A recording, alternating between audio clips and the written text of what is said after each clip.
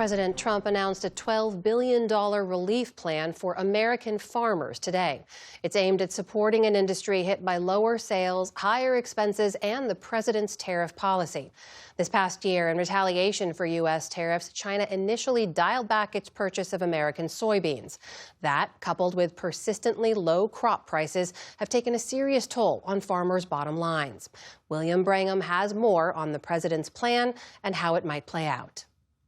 That's right, Amna. This aid package includes $11 billion in direct one-time payments to crop farmers through the U.S. Department of Agriculture.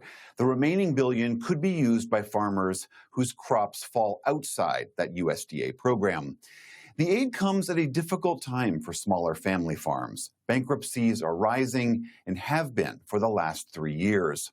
Today, USDA Secretary Brooke Rollins assured farmers that relief is on the way. The money will move by February 28th of 2026, but by the end of this month, so just in the next couple of weeks, every farmer that is able to apply for it will know exactly what that number looks like. So as you are going to your lender, as you are working to ensure and understanding what you can plant for next year, you will have that number in hand.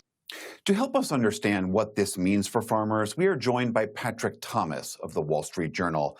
Patrick, thank you so much for being here. Before we get to the aid package, I mentioned some of the stresses on farmers, but can you tell us a little bit more about the pressures that they are under right now? Yeah, and thanks so much for having me on. I appreciate it.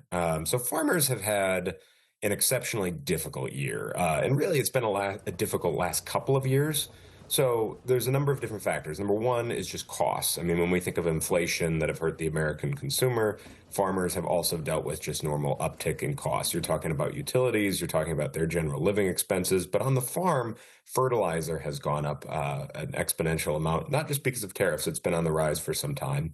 Seed costs, so the crop seeds for the corn, soybeans, and other things that they plant on their farm, seed costs have gone up as well. You talk about equipment, repairs, just general machinery. A lot of the costs have just been rising. And then you think about that coupled with the fact that their revenue is either flat or declining.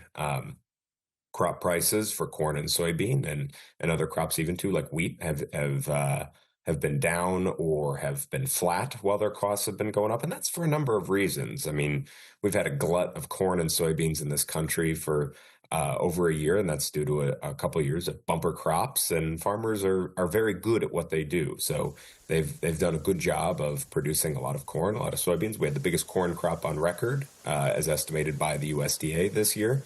So that's in kind of a weird twist of fate. That doesn't help the farmer when they have too much corn.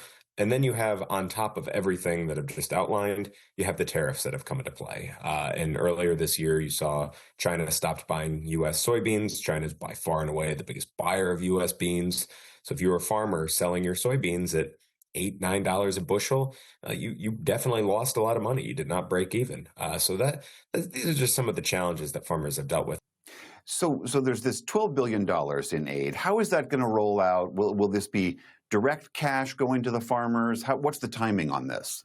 Yeah, that is the plan, as indicated by Trump administration officials today, saying that they will allow farmers to begin applying over the next couple of weeks if they will be eligible. And then by February, the USDA secretary said that they'll start sending one-time cash payments to farmers as kind of a Band-Aid fix, if you will, for over this last year of troubles, and again, it's been a challenging year. So Band-Aid implying that this may be enough to get them through the short term, but long term, some of these challenges may still remain? Yeah, that's correct. And you'll hear the administration use a term calling it a bridge quite often. What they're alluding to is trying to get the farmer from this year to next year, because farmers have to pay down their debts. They have to take out loans and finance for next year's crop. So they have to take out some debt. If they didn't make any money, they're going to have to take out debt and buy the fertilizer and the crop seeds and start planning for how they're going to do next year, how they're going to plant next year. So they need financing for that. They have to show their bank that they will have money coming in. And so what this does, it allows a farmer to go to their bank and say, I'm going to get this aid from the government. I need to operate for another year and be able to get that loan if they can. So it doesn't long-term fix some of the market issues. You have this deal with China that is has some farmers are still skeptical about China holding up its end of the bargain.